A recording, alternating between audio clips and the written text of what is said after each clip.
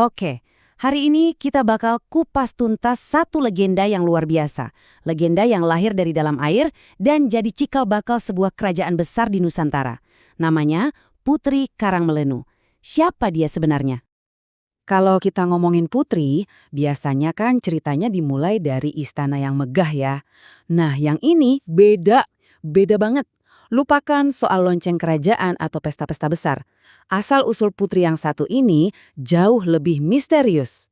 Iya, beneran. Anda nggak salah dengar kok. Dia itu datangnya dari air. Muncul dari aliran sungai yang jadi sumber kehidupan masyarakat di sana. Dan disinilah semua cerita keren ini dimulai. Oke, coba kita bedah lebih dalam ya. Buat masyarakat Kutai dan Dayak zaman dulu, Sungai Mahakam itu bukan cuma sekedar aliran air biasa. Anggap aja ini semacam rahim kosmos, sebuah jalur kelahiran yang suci. Jadi, kalau ada sesuatu yang aneh atau luar biasa muncul dari Mahakam, itu jelas bukan kebetulan. Itu tuh pertanda, semacam pesan ilahi yang harus dibaca. Coba deh bayangin pemandangannya.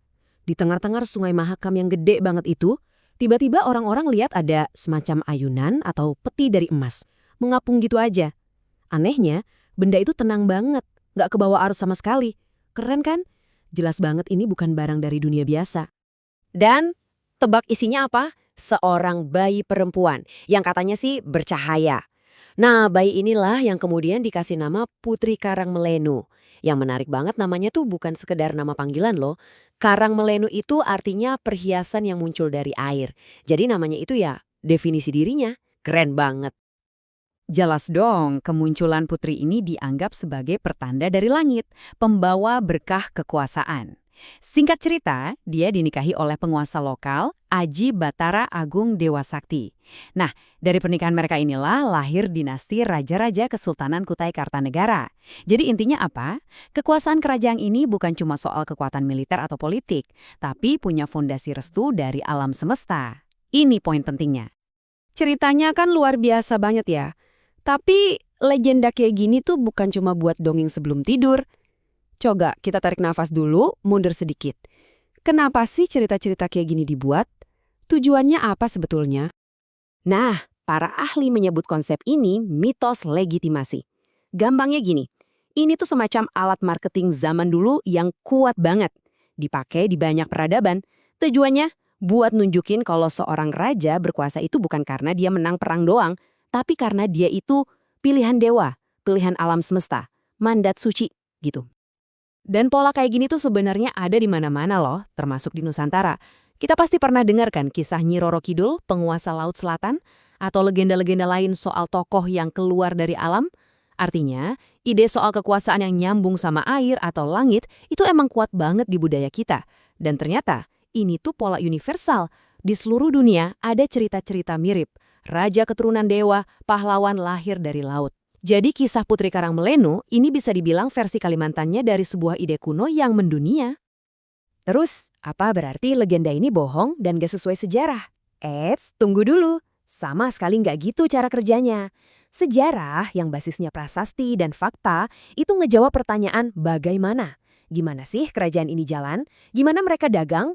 Nah, kalau mitos itu ngejawab pertanyaan yang lebih filosofis. Mengapa? Kenapa kita harus patuh sama raja ini? Jadi, keduanya itu bukan musuhan, tapi justru saling melengkapi buat ngebangun identitas. Dan yang paling keren, jangan kira cerita Putri Karangmelenu ini cuma jadi cerita usong yang ada di buku. Enggak sama sekali. Pengaruhnya itu masih hidup, masih terasa banget sampai sekarang. Lewat apa? Lewat sebuah ritual. Namanya Upacara Erau. Ini ritual besarnya Kesultanan Kutai Kartanegara.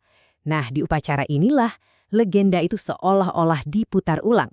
Sungai Mahakam kembali jadi pusat alam semesta. Asal-usul kerajaan yang suci itu dihidupkan lagi. Ini cara mereka buat nggak pernah lupa sama akar mereka.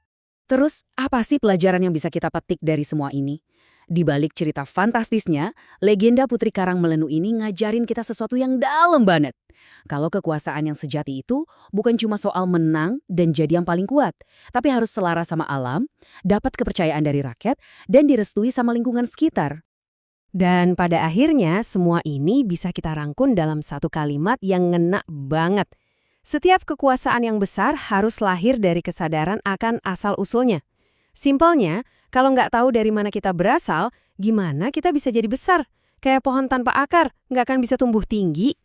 Nah, ini nih yang jadi pertanyaan terakhir buat kita renungkan bareng-bareng.